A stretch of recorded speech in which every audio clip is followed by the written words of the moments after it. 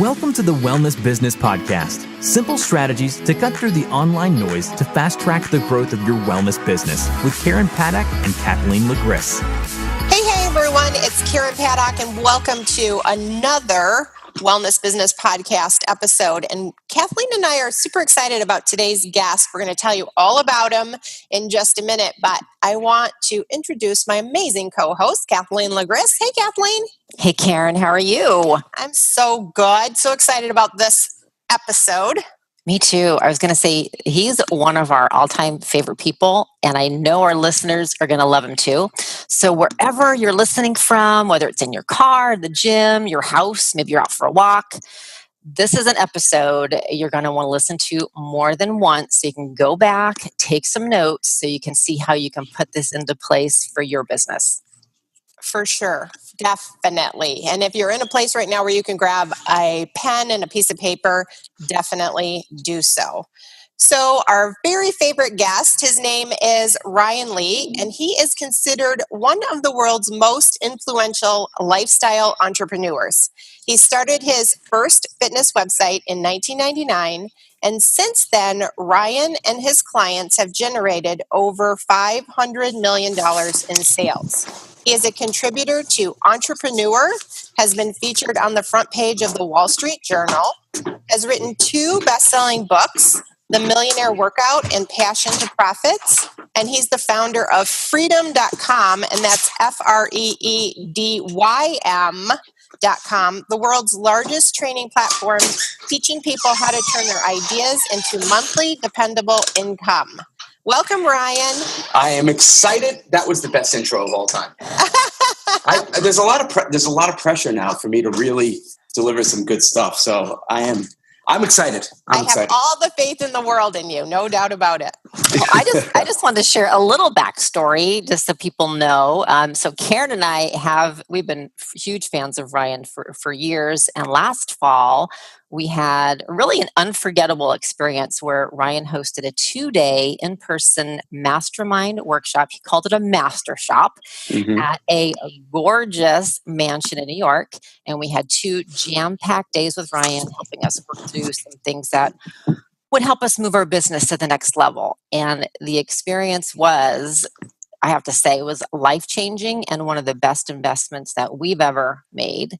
So if you want to know anything about membership sites, Ryan is the go-to expert in the industry. So having him on the podcast today is a huge honor. So thanks for being here, Ryan. I appreciate that. That's very kind. And it was a gluten-free weekend. That's a story for another day. Whether you like it or not. It was a food-free weekend. Okay. So I know you have a lot of health coaches on. So ask away. I am here to help. So I just want to kind of set this up a little bit for them and give them a little bit about your stories, because you were really an early adopter as far as the whole online world goes, the online business world. And really, I know you've been in business for 20 plus years. So back when Google was brand new, Facebook wasn't even around yet. Right. It was a completely different online world at that point. And you've built several incredibly successful online businesses. And most of them have been based on membership sites. And it's also referred to as continuity, but we're going to try to stick with that membership site reference. And Kathleen and I call you the king of membership sites, because anytime we want to know anything about memberships, we're definitely over in Freedom checking it out. And I can't think of anyone better to talk about this topic. And just, we kind of went out and talked to our tribes ahead of time and said, what do you guys want to know? Because we needed to gauge really where they were in their knowledge base on membership sites. And they really, they're pretty much, most of them, the majority of them are at, the beginning stages, or don't even really understand the power of membership sites. So this is going to be an awesome conversation. And I'm really happy that you're going to dive into this with us. Oh yeah. Yeah. What I'm hoping that by the end of this podcast, they'll be able to walk away with, some some specific tactical stuff. What I don't want is, 40 minutes of fluffy and, hey, you can do a membership site and recurring revenue and be rich. Like, I want to just break it down. Well, let's start with, membership sites and the kind of general, we're not going to use the word continuity income. We could just say recurring revenue as well. Because two of my most successful companies were in the health space, were actually recurring revenue. Most of the revenue was recurring because they were nutritional supplements. And people would, be on we had about 80% of our customers were on auto ship. So every month they get a fresh supply, shipped automatically. So recurring revenue. Now, look, what I love about working with guys like you is that you help health coaches, and that's my world: health and fitness and nutrition and exercise. And I love this space. So, and it's great. So when I worked full time in a children's hospital, but on the side, I had my own personal training company, and I did coaching for people, and I loved it. Loved doing one-on-one. Loved doing small groups. However, at the end of the day, and the money was good, I was still trading my hours for dollars. Whether it was $50 an hour for one-on-one, or whether it was, I was training 3 clients at once to get $150 for the hour. If I didn't work for that hour, I didn't get paid. Mm-hmm. And by the way, same thing online if you're selling one-off products. I love one-off products. Like if you're going to sell an ebook or a digital course, 6 weeks to get off meds, or the 8-week diabetes transformation program, or 9 weeks to reduce your stress as a course, $100, $200 course. That's all fine and good, and there's nothing wrong with that at all. However, you're only as good as your last sale. So let's say you have a $20 ebook, right? So Karen and Kathleen, just pick any health topic, just to make it real. Health topic. So let's talk about paleo. You mean like a health condition? Paleo. Okay. Perfect. Okay. So they wrote a paleo cookbook, 79 paleo breakfast recipes, and they're selling it for $10 on maybe they're selling it on Amazon. Mm-hmm. And you know what? They have a good month and they sell 100 of them. And let's say they sell 100 of them in March. Great. Come April 1st, they're back at zero. Like you're only as good as your last month. Which again, if you have a system in place and you're out there and you're marketing, nothing wrong with that. Compare that to 100 people paying you $10 a month for, a new paleo recipe every 2 days or 3 days, or every week you send them a whole week's worth of paleo recipes and it's $10 a month. Now you have 100 people paying $10 a month. Okay, you made $1,000 this month, and next month you make another $1,000 without having to resell people.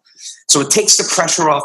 You can grow it, and it just continues. It just changes everything. And people have called recurring revenue and the membership sites like the holy grail, because it really is. When you nail it and you get it right, it's transformative. And I started, as you guys said, in 99, really, like my first site was up in 1999 in sports and fitness. And I didn't make it a recurring revenue program until, let me see, end of 2001. So it was a good 2 years of just one-off products, and everything was fine. But when I made it a membership site, everything changed. So now it's as of this recording is 2000. So it's been 16 years I've had membership sites, and I've created them in just about every health and fitness market you can imagine in business and entrepreneurship. So I highly suggest people at least consider the option of creating some type of recurring revenue, whether you start with it, whether it's back end, whether it's, a second or third product, whether you even eventually have the goal for multiple streams of recurring revenue. It changes your business. So I could go spend a week on vacation. My wife and I have 4 kids. We can go on vacation and my income doesn't go down because I'm not, quote unquote, coaching people, because I still have my members. I have thousands of members paying every single month after month. Right. And like you said, I think this is what health coaches probably don't realize, is it does allow for a much more reliable stream of income. But can you tell us, so when back in the day, when you were a personal trainer and a strength and conditioning coach, what was that membership like? Like was it something you provided every month, every week? So back then, so remember, you have to put yourself back in 2001. This was still pretty early on in the internet days. As you said, no Facebook, no YouTube, because most people's internet connections were really slow. It was the old that stuff. So we couldn't do videos. Even I remember at that time I was working as a gym teacher in the South Bronx. So I would take pictures of me at the little facility I built out there at the school, and even pictures would take 2 or 3 minutes just to download. So it was, at that time, it was just lots of articles, lots of workouts. Hey, here's a 6-week speed training program. Here's 4 exercises to improve baseball hitting speed. Just articles, lots and lots and lots of text. And at that time, 2001, it wasn't like it is today, where there can be 200 baseball strength coaches teaching this stuff online. There was no one back then. So it was, at that time, it was all about volume. And we probably did about 3 articles a week. If I had to kind of put in, there was no set schedule, but it was between 2 to 3 a week of specific articles and programs. And the initial price was around $50 a year. So that was the first thing. It was just lots and lots of articles, and we had a community. So we had a private discussion forum where people would go on and ask questions and interact. It became like the community, the home for strength and conditioning coaches. Again, early on in this thing. So it was 50%, and that's when I started to learn, and I came up with the phrase, they're going to join for the content. So people are going to join your membership site for the health content, the nutrition content, the fitness content, the meditative content. They'll join for that, but they often stick around for the community. And I noticed that became really apparent where they'd be like, well, the content's great, but I really love talking to all my friends in this group. And they didn't want to leave because there was a little bit of a pain of disconnect. They felt part of this community. Mm-hmm. So that was an important lesson I learned early on. So that's great. And I'm glad we talked about what it was like back then. But again, just like you said, Ryan, let's make this really tactical for our people that are listening right now. I was kidding. I didn't want to make it tactical. Yeah, I know better. So I've heard you say many times that, using a Facebook group as part of a membership program is really the easiest and quickest way to get started. I've heard you say that. Now, would you still say that's the truth, or has it changed? Because I know everything online is changing so fast. It changes so fast. I still like, as of today, a Facebook group as a way to have the community together. Just because just about everybody has it on their phone. Everyone has the app. Everyone's on it all day anyway. So you may as well be where people are. We tried when we relaunched this membership site about a year and a half, 2 years ago, to use an internal forum, and we just could not get traction.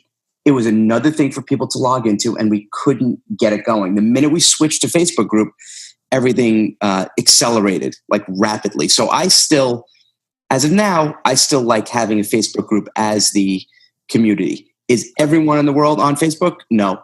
Now, here's the thing, though. Now, again, real world, right? Since everyone listening to this is in the health space, if Facebook, what it is not, it's not anonymous. So if I post something in a group, my face is there. People could click on it. They can go to my profile. So let's say you have a membership site you want to build out, or a community you want to start with in Facebook, and it's a topic that's really sensitive, or people are maybe embarrassed about it. Maybe they don't want to admit they have IBS, or maybe you're more of this is a mental health coach, and it's for people going through a really bad divorce, or post-traumatic stress, or a support group for people whose spouses have cheated on. Or someone, your spouse is dying from cancer, Alzheimer's. I remember when my mom was diagnosed with cancer, she passed away. It only took her a few months and she passed away. But when she was diagnosed, she made us all swear that we wouldn't tell anybody. She didn't. She's like, I don't want anyone's pity. I don't want anyone to feel sorry for me. And we couldn't tell a soul. So she would have killed me if I was on a Facebook group, for children of parents with cancer, and people found out. So if you're building a community around something that's sensitive or people don't really want to share, you have to be aware of that.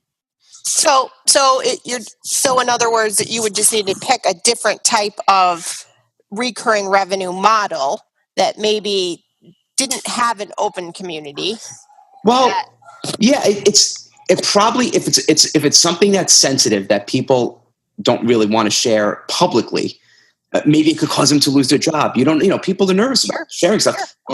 I would not recommend a Facebook group. Maybe that sense of community can be group calls where people are anonymous. Like if you didn't introduce me now when people were listening to this, you didn't have to say my name. People wouldn't know who I am. Yep. So it could be more anonymous in that way. But you want to try to have some type of sense of community. If not, and that's okay too, there's different models. I mean, there are recurring revenue models. I've had a couple of programs that were more one-way content. So think about it. So either one of you, Karen or Kathleen, do you guys subscribe to any magazines or newsletters? Anything? Sure. I have a subscription to Arizona Highway Magazine. Mm-hmm. Arizona Highway Magazine. Mm-hmm. That sounds so made up. Okay. It's very interesting. Yeah. I subscribe to Toll Booth Monthly. I mean, that's the most bizarre magazine I've ever heard. Yeah. Driveway Quarterly. All right. So you got some weird magazine, but there's no community, right? Like there's no one wearing the T-shirt about Arizona highways. There's no place to talk about. Hey, I saw litter on exit 8. Oh my God. But and it's fine. It's one way. It's the publisher and the editor and the writers pushing out content, and you're reading the content and consuming it. But there's not really a sense of community. There's not communities even in the health space. Women's health. No one walks around and be like, you're women's health. Oh, I'm a women's health subscriber. And they have, like signs and there's words. It's not like that. Or Prevention Magazine or even Dr. Oz. I mean, there's no real community for that. It's more putting out information. And it's a different model. And it does work. That's why I talk a lot about taking a step back, really, really looking at your market, seeing if it makes sense, seeing what your strengths are, and being strategic about it, because maybe you love putting out information, but you don't want to lead a community. You're more of a book nerd and a researcher, and you'd rather just find all this stuff and curate it and just put it out there. And you don't want to lead everybody and start discussions and answer questions because that's not in your DNA. And that's fine. I don't judge. You have to know your strength and you have to play to your strength. So it's more art than science. It's a combination of figuring out what you're good at, what you love doing, what your strengths are, what people say your strengths are, combining that with who's the market, where are their real challenges, what are their wants, what are their needs, what are the desires, what do they need help with, and then putting this together. Does it make sense? Is there a business here? Are people willing to pay? Are they willing to pay for 2 months, 6 months, a year? If your stuff is the kind of thing which is great if it can quote unquote cure somebody quickly. So if they have, I don't know, this could be a bad thing, lice. Okay. No one's going to pay to be in a membership about getting rid of lice. Mm-hmm. Because if you do I have 4 kids, so we've dealt with lice, I have three daughters and a son, and my 3 daughters have long curly hair. Nightmare. There are actually services, by the way. You can hire people. They're called lice ladies, and they come and get the lice out of their hair. Because I once did it. It took me 7 hours. I'm never. I paid a lice lady $100, and she does all the stuff for them. Brilliant. Worst job in the world. But anyway, but lice. Okay, that's a temporary thing. You may say, "Oh my God, I'm the best lice person in the world. I want to charge $9.95 a month." But put yourself in their shoes. If someone has lice and it's gone after a day, why are they going to keep paying you next month and the month after? Same thing if you even look on a different thing. Pregnancy, right? Let's say you're a health coach or a fitness coach for women who are pregnant. That's great. Okay. They need it. They want it. There's obviously a big desire. New women get pregnant every single day. But what happens? So first of all, it takes them a month to find out they're pregnant. They don't find out they're pregnant instantly. So there's a month right there. So even if they sign up the day they find out they're pregnant, you're only going to get them for 8 months, because the minute they're done with the baby, They're not looking at, fitness when they're pregnant. Mm-hmm. So at most you have 8 months, which may or may not work in your membership, in your business model. So a better thing would be like, okay, ours is going to be, maybe you have 2 membership sites, one for when you're pregnant and then one for new moms. And then you could get another few years at it. So you have to think strategically about, does this make sense for my market? And can I put this all together? Mm-hmm. Yeah, because you have to think long term. So it is a different mindset. Membership is about long term, and it's about retention. It's about keeping people, because if you have a membership site where the average person sticks around for a month and a half, you have all the kind of headaches and stress of dealing with updating a membership site and adding new content without any of the benefit. Because you're basically selling a one-time product, but you keep updating it every week or every 2 weeks or whatever that is, whatever your number of updates are. So you have to really provide a lot of value, and people have to feel like they're part of this amazing program, community, or content they can't get anywhere else. Right. So can you, because I know our listeners are wondering, most of them are health coaches, some are fit pros. They're probably wondering, okay, so what should I do? Can you give us an example of what might be included if a health coach wanted to create some sort of membership program? Sure. Well, okay. So first thing you're going to do is you cancel your subscription to Arizona Highway, because that's distracting. Okay. So you cancel that. That's step one. Okay. You're never going to live us down, Karen. I am so happy that I have provided the comedy for this particular. That's it. All I do is I just wait for one thing. I'm from New York. The minute you slip up, I am all over it. Yeah. And I will reference this. By the way, Karen, for the rest of my life, I will now reference this. I know. Yeah, Kathleen's got the gluten-free label. Now I have the Arizona Highway. Now you're Arizona Highway. You shouldn't have said it. Okay, so inducted. So first thing I'm going to do. Okay, I'm a health coach. I want to create a membership site.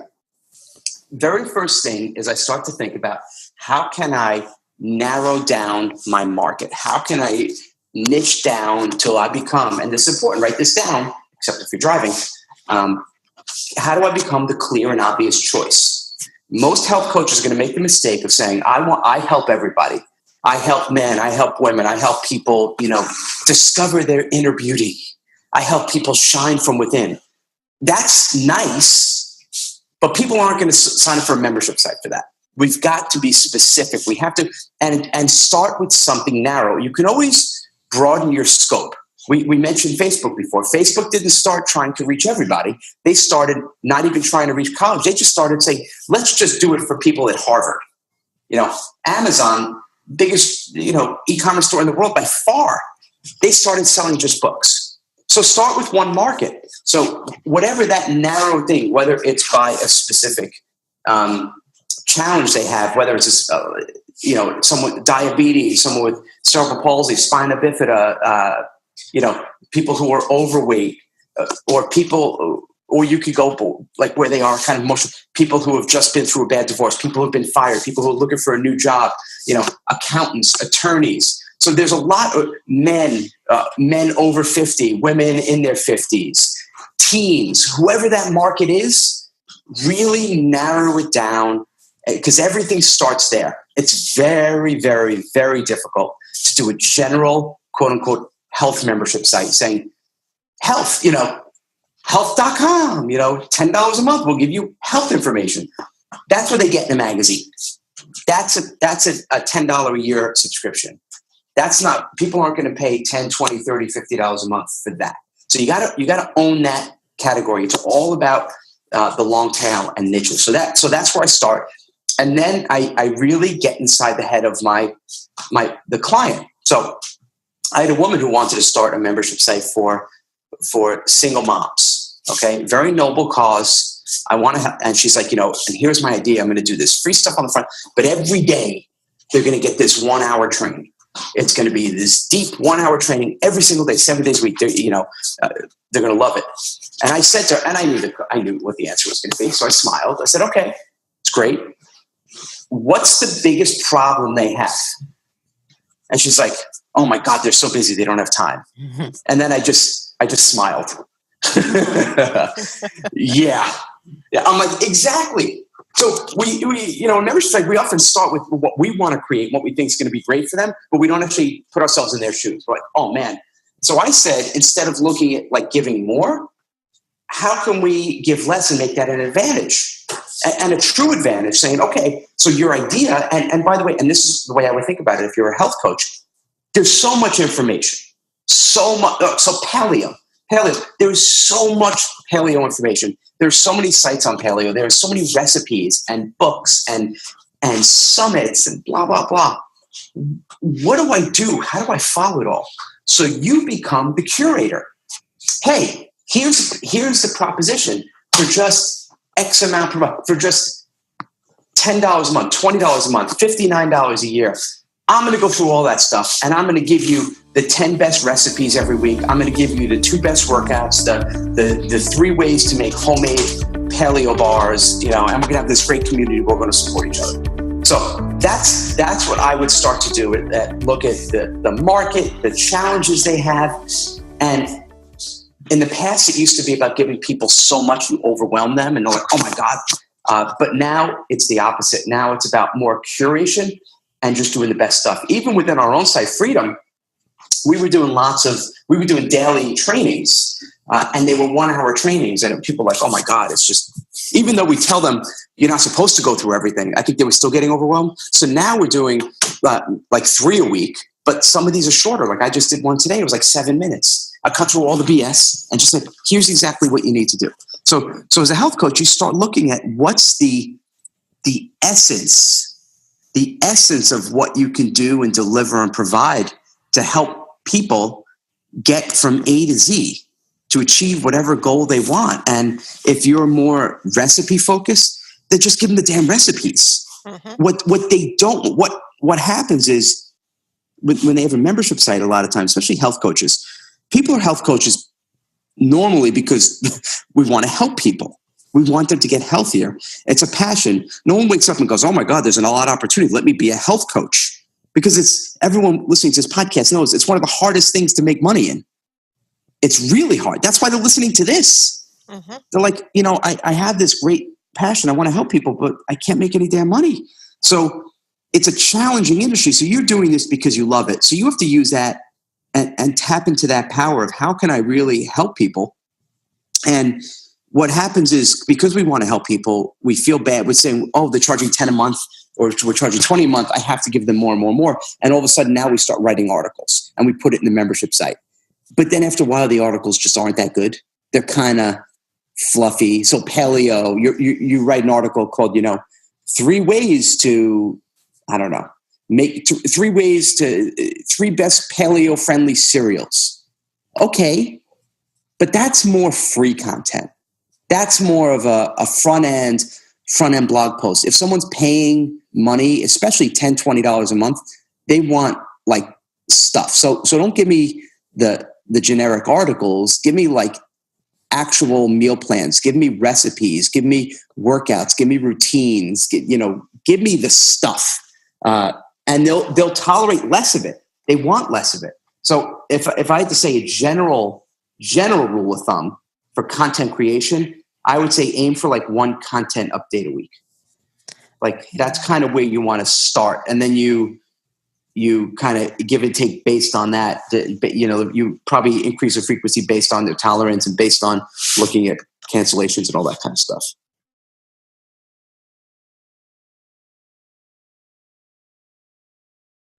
Okay, so what you said was great. So the first thing is narrow down your niche. Mm-hmm. 2, get inside the head of your client or potential client. Mm-hmm. 3, decide on the amount or the frequency of the content. And I think the big thing to remember what you said is really focus on quality over quantity, because people don't need more stuff thrown at them. Everyone, without exception, everyone is more busy now. Mm-hmm. Everyone, whether you have kids or not, we just are. Mm-hmm. We're just busier. So we've got to look at one of your benefits has to be time saving. I know with my kids, it's much different than when we were kids. When we were kids, my parents didn't like, I just went outside and rode my bike. Yeah. And now my kids have like travel everything. They're going here and there, and we have like 18 events, and we're always running around. It's busy. So, add in the time saving thing. Make it easy for people to go in and to consume what it is you have to help them with, the content. Perfect. All right. So the next question, right? So they're convinced. They know this is a great business model. They kind of have an idea of what they're doing. So let's talk pricing, Ryan, because health coaches, fitness pros, they struggle with pricing all of their programs. So I know this is a controversial topic, but can you give them some guidelines? So guidelines specifically to... Like, how do they get started with pricing? Like, I know in their head they're going, okay, is there a great place to start? Okay. Is there like just start. Okay, so start. Yeah. So monthly. Right. Okay. Let me just take a little sip of water. Got to rehydrate. Always got to rehydrate, right? Yep. Okay. So a few schools of thought. I would say if you're starting, so we're talking about kind of starting out, make it simple and go with one level. Okay. Don't try to do 2 levels, 3 levels, gold, platinum, silver, bronze, double bronze, titanium. It's too much. Okay. Start with one, like Netflix or Amazon Prime. Just give me one level. Just make it easy. Everyone's been through the experience when you go to get a cell phone and they have 39 plans. Well, if you have 4 kids and you text 8 times, it's this price. And you're like, just how much is it? Just tell me the damn price. So I would say, so that's the first thing. Start with one level. Make it really easy. Here, everyone's VIP. Everyone is treated like a VIP in our membership. Okay. So it's X amount per month. Then we say, okay, where do we start with baseline pricing? The first thing I would do is spend time, whether it's a few weeks or a month, and look at every competitor in your market, everyone who's selling anything similar to what you want to sell, even if there's no one doing exactly what you want to do. If you say, look, I want to do a membership site that's meditation for, seniors, and there's no one else doing it, then take a step back and widen it out and say, okay, are there membership sites for just general meditation? Are there membership sites for just health for seniors? And now we start getting an idea. It doesn't have to be a spreadsheet. Just get some index cards, get a piece of paper, get a freaking notebook, and just write it. And just start writing down some of the numbers, and you'll start to see some things, right? You'll start to see, okay, a lot, $7.99, $8.99, $10.99, and you get an idea. Now, if you're saying, if you ask for me, where do I start? So let's say the average price in that space, whatever you want to do, is let's say it's $15 a month. In general, if you want to get some traction, you come in a little bit lower. Like in general, that's what you do. Okay. It's going to be a little bit easier for people to make the sale. In the health space, you're not going to be able to charge as much as you are in the how to make money space. If you had a membership site on showing people how to make $100,000 by flipping houses, and you were charging $50 a month, it's a no-brainer. Mm-hmm. People, unfortunately, don't always value their health as much until they're losing it. Right? Like, they're not going to spend anything. No one's going to spend money on how to prevent cancer, but once they are diagnosed with cancer, they'll spend every last penny to cure it. Sure.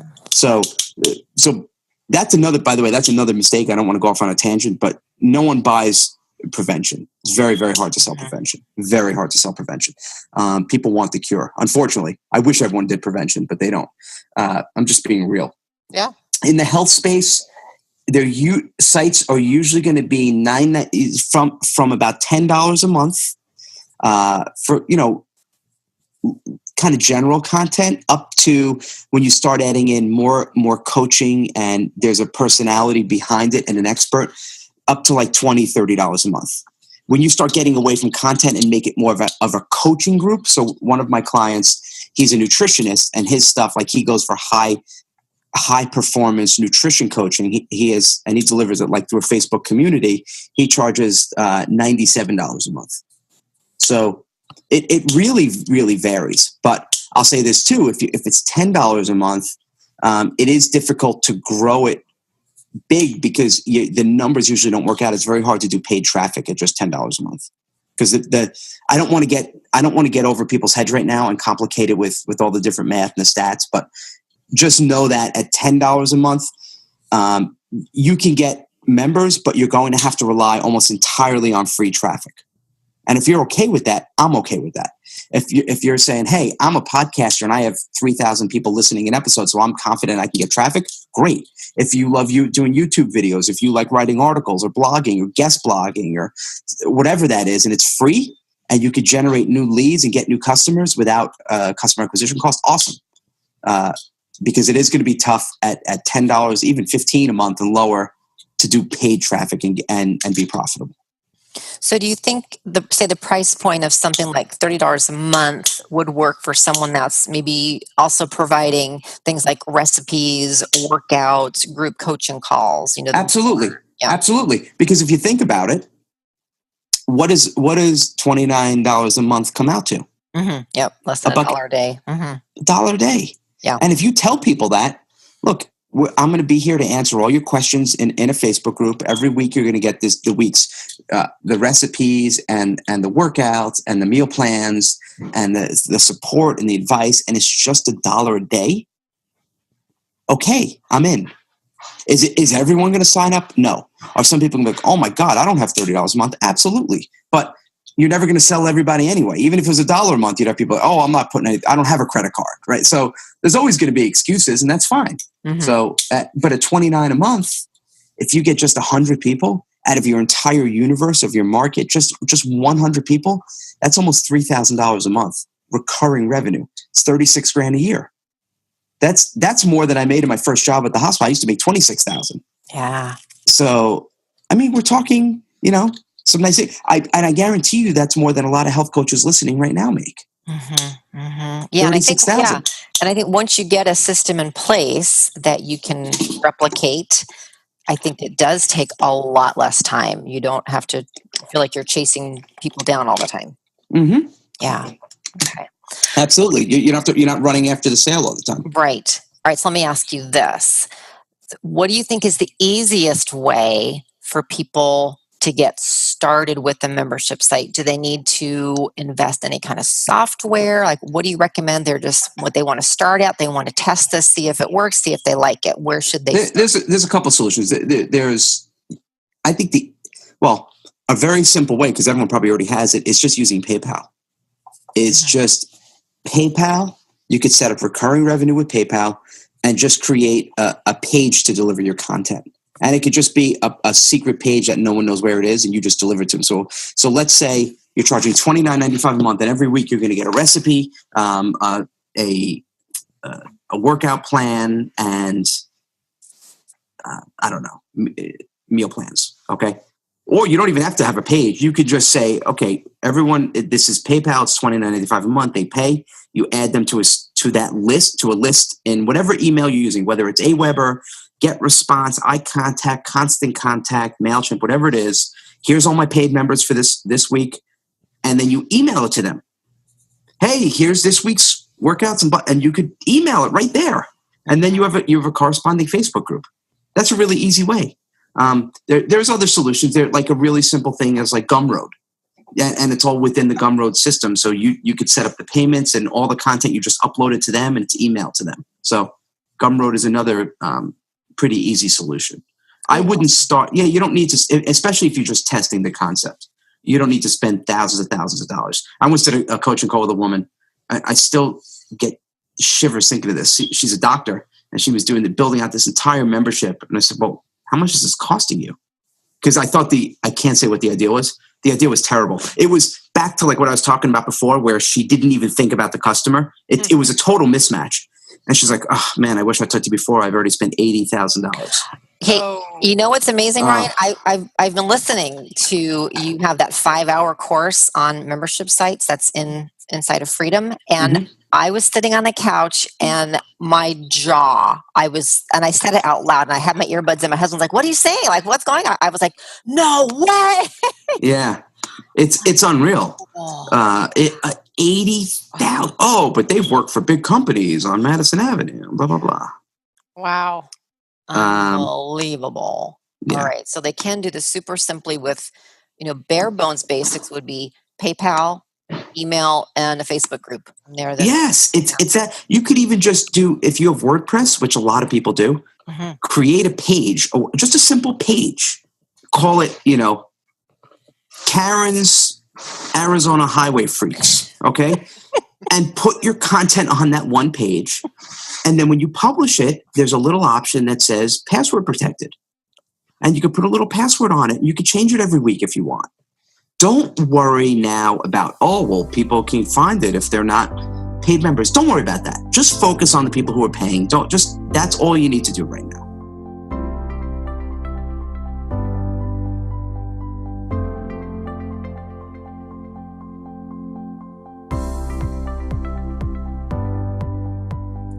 I would love for you to share what are some of the common pitfalls. Yeah. So big pitfalls in terms of membership is a lot of stuff we're saying. Yeah, they make it way too complex.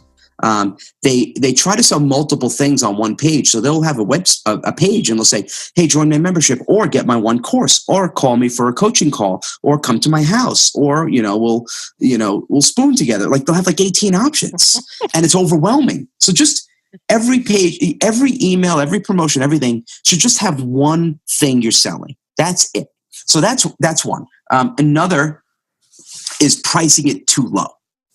It's very nice and noble. You want to just charge $5 a month, but it's very hard to make it, to generate any significant income at $5 a month, because it's just too hard to get new customers. So pricing it too low is another one. A third is what I was saying before, overwhelming them with too much content, like thinking that because people paying 10 or 20, I have to give them so much, when in reality, the more they pay, actually, the less stuff they want. They just want you to give them the answers.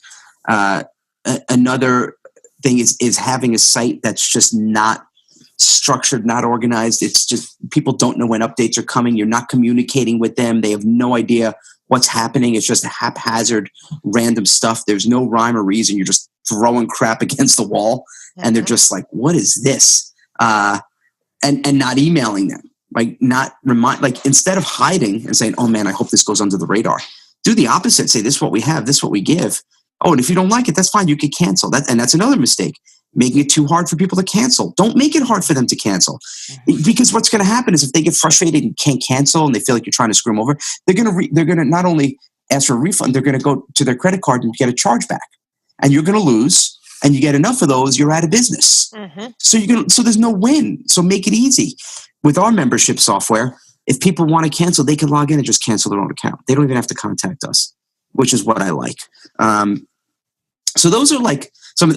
And also what I said earlier is trying to be everything to everybody, making it a big generic health site. Another mistake is thinking that, if people are going to pay for this membership, I have to make it feel like this big company, when people like the personal level. They can get big generic health information from WebMD, right? That's not what you're there for. Make it personal. Use your name, your face, your personality, your story. Talk about not just the good, but talk about the bad and the ugly. Talk about when you have had setbacks. In my own business, I've talked about when things are good, and I've talked about when I was stressed out years ago, and my health fell apart and I gained weight and I was diagnosed with an autoimmune disorder. I mean, I've talked about that. So be open and honest and say, oh man, last night was tough. I went through this and this, and I had a bag of M&Ms, I had 17 pounds of M&Ms, and it's okay. And you'll be shocked at how much people respond to that. So infuse that in your membership and in your marketing. Yeah, I think those are enough big mistakes. I think people like to know the real you. Don't pretend you're perfect, because you're not. No one is. Yeah, exactly. No one is, except the people who publish the Arizona Highway magazine. They could do no wrong in my eyes. It's the people who read the Arizona Highways magazine. It is. Well, I think we know what. By the way, did you see the special issue on the new pavement? It was a page turner. Ryan, Karen, page turner. You know what you're getting for, I was going to say Christmas, but Hanukkah. You know what you're going to get for Hanukkah, right? A chunk of asphalt? No. You're going to get a year's paid subscription with a big red bow on it. Oh, I can't wait. You're gonna love it. All right. So, gosh, I know we covered a lot. Is there anything that we didn't cover that you think is important for our listeners to know about if they're thinking about launching a membership site? Besides the 95 things I just rattled off, here's the big overall philosophy and overarching thing. You're there to serve your members. Always put them first. This is a long-term business. Always put your people before the profits, and just simply, as Spike Lee said, just do the right thing. The right thing is not always the easy thing. The right thing could be the hard thing, but the right thing is the right thing, and just do the right thing. If there's ever a question, should I upsell this? Should I charge more? And it's not a hell yes, then it's a no. And your members will appreciate it. You'll be rewarded with that, because not only are they going to stick around, they're going to tell everybody they know about it. There was just a thread yesterday in this other group, some other marketing group, like 20,000 members, and someone said, who's the best for recurring revenue? And it's amazing how many people popped up and said, oh, Ryan's best. I trust him. He's like, and people I haven't even heard from in years. Because I always try my hardest to treat people well and do the right thing by them. And that's the way we need to, if you run your business like that, not only do I think it's going to end up being more profitable, especially in the long term, you just feel better. Right? Absolutely. Why not? Absolutely. Wow. Good stuff. For sure. Anyone that is serious about diving into a membership site, go to freedom.com, freedym.com, and join.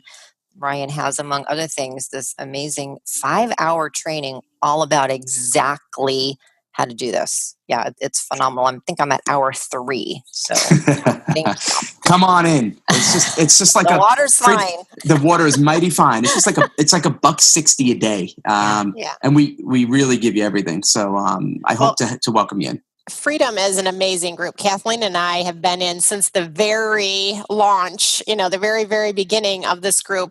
And Ryan, I just want to say, I guess publicly, that you are the person. I'm always amazed at like how fast you kind of like turn things around. Like you'll see something's not working. You're already like figuring out like, okay, I'm going to change this. And you don't ever get stuck like so many of us do in this emotional attachment to the way we set this up. Right. And I guess I want to say, that for everyone to definitely go get on your list, because they'll see how you recreate yourself and recreate the things that aren't working. And it's a really great lesson and reminder for all of us not to get too emotionally attached. This is business, and sometimes things work and sometimes they don't. And Ryan is the best example of how to make those changes and not feel like, oh, you're letting your audience down, or, oh, what if I'm changing this? You've got to just go with the flow, don't you think? Oh, absolutely. And that could have been, man, if I would have known, like I could have had 100 things written down here about, more mistakes people make. But yeah, that's a biggie. And I should have mentioned that. Never, get emotionally attached to it. And if it's not, everyone says never quit, never quit, never quit. You know what? Sometimes you quit. Sometimes your idea just isn't working, and that's okay. Go to plan B and change it and shift and move and be agile and move fast, because you just got to move fast in these days. So that's a good point. But I love like creating and moving and trying new things. I look at it. I never say I have to go to work. I say I'm going to go play. Right. Yeah, for sure. And any of your followers, your loyal followers, like Kathleen and I, we appreciate that about you. And we learn because you're modeling, that perspective. And so I think anyone that's a follower, I think I can speak for them and say we appreciate that very much. Well, Absolutely. It's my pleasure. You know what? It's funny because this is when you're aligned with you and what your true calling is and what you love to do and your purpose and your why and all that stuff kind of comes together. It's effortless. It's effortless. You're just kind of in this flow state, and you're not thinking about it. You're not overthinking. You're just doing. And that's what I hope to help people to do, is just find that, whatever it is, whatever the topic is, whatever it is, just get there. And it's great. believe me, I count my blessings every day. And I'm just going to try to, before my time expires, I'm going to try to impact as many lives as possible. Well, you're doing a darn great good job. For sure. Thank you. So, go ahead, Karen. I'm sorry, Kathleen. I was just going to wrap up with some of the show notes. Did you have another question? I did. So what is the best way for people to find you? Just go to Freedom, FREEDYM.com. I am actually, I can't say the name. I can't give too much yet, but since I have kind of really gotten back into the health space and transformed my health and I'm down almost 30 pounds now. I'm back to like my college track and field weight. I'm going to be getting back into the health space as well. So we're going to have some fun. Ooh, exciting. Oh, we're going to have fun. Ooh, I can't wait to hear So that's it. Yeah. But check out right now, Freedom, FREEDYM. I'm also going to relaunch my podcast at Ryan Lee at RYANLEE.com. Get on my email every day. I write content and stories and I make up a lot of stuff. I was going to say, Ryan sends out the best daily email. So get on his email list. If you want to see a great example of how to stay in touch with your subscribers, you want to be on his email list. Definitely. And we're going to link to all of the URLs that Ryan just mentioned and you can get those links by going to the wellnessbusinesspodcast.com/episode 20. That's 20.